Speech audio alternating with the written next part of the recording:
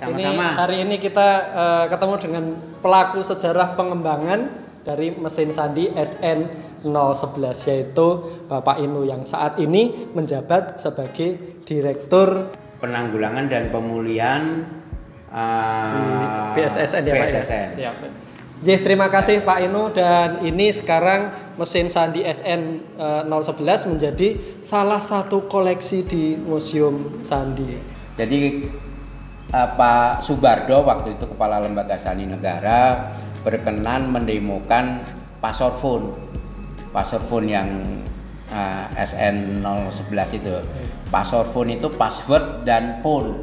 Jadi artinya password itu dia bersandi, bisa biasa. Maka namanya Passorphone, password or phone. Itu Passorphone.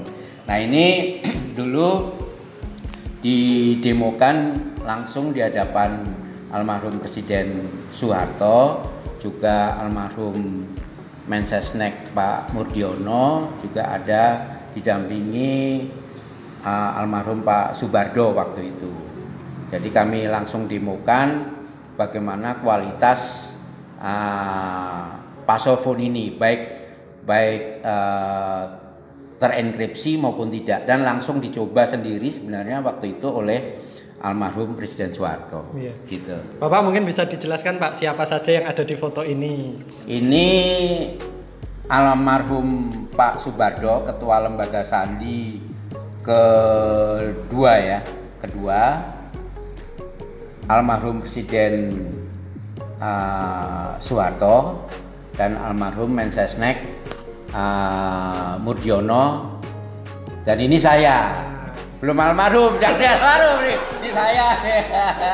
Jadi hari ini kita menerima satu dokumentasi yang diserahkan langsung oleh pelaku sejarahnya. Ya, dulu ini sebenarnya untuk dinas, tapi waktu Pak Subardo ini mau pensiun, beliau memberikan foto ini kepada saya.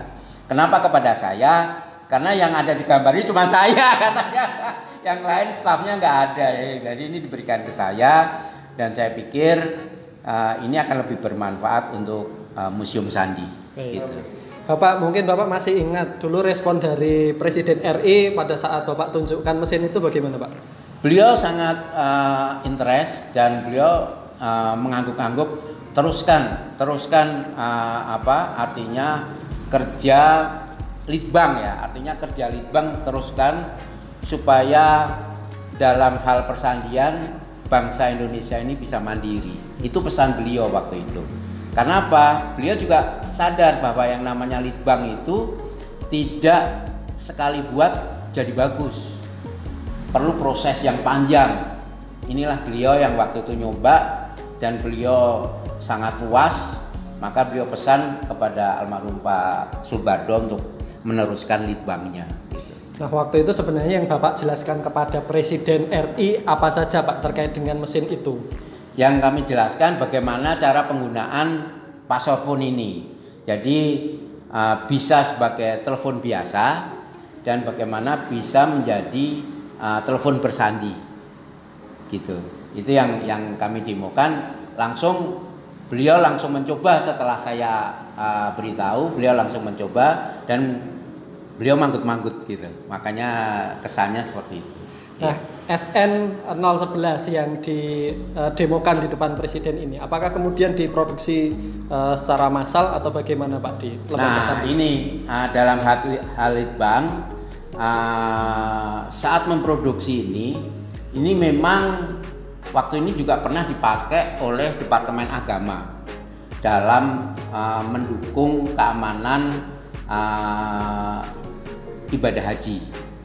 Jadi antara Jakarta dengan Jeddah maupun di Madinah itu dipasang Passorphone untuk pengamanan ibadah haji. Nah, kendala litbang, kalau kita tidak mandiri secara keseluruhan, artinya ya kita hanya mengambil barang-barang yang ada di luar. Nah, kesulitannya telepon ini sebenarnya telepon yang kita modifikasi, tapi dari telepon kalau nggak salah mereknya apa ya, saya lupa itu. tapi bukan buatan Indonesia. Jadi waktu kita ingin kembangkan, pabriknya menghentikan produksi teleponnya, jadi kita juga berhenti gitu. Itu menurut saya salah satu kendala Leadbank kalau kita tidak mandiri secara total. Gitu. Makanya kami pernah juga ke PT Inti. PT Inti kan membuat telepon kan. Nah kami sudah sampaikan seharusnya kita kerjasama dengan PT Inti. Tapi waktu itu kepala lembaga waktu itu Pak Almarhum Ben Tagalung kelihatannya kurang setuju, ya sudah, terus ya selesai, nggak akan berkembang.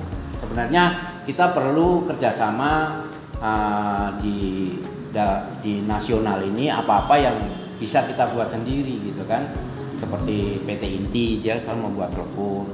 Jadi apa, kalau PT Inti, kalau kita sudah bisa dengan teleponnya PT Inti, nggak akan berhenti produk teleponnya ini buatan luar. Begitu kita bisa, terus mereka menghentikan produk teleponnya, ya kita berhenti juga, karena harus riset dari awal lagi kan. Riset dari awal lagi, itu kira-kira kendalanya. Pak, dalam foto ini juga hadir Menteri Murdiono. Apakah waktu itu ada hubungan kelembagaan antara lembaga Sandi dengan lembaga kementerian yang dipimpin Pak Murdiono? Secara teknis lembaga Sandi itu di bawah Presiden langsung, tapi secara administratif itu di bawah Seknek gitu. Jadi masih ada hubungannya. Jadi Pak Murdiono ini berkesempatan beberapa kali berkaitan atau berhubungan dengan lembaga Sandi, Pak? Ya saya rasa selama lembaga Sandi, ketua lembaga tentunya akan selalu berhubungan dengan Mensesnek, karena secara administratif itu melalui Mensesnek. Terima kasih Pak Inu.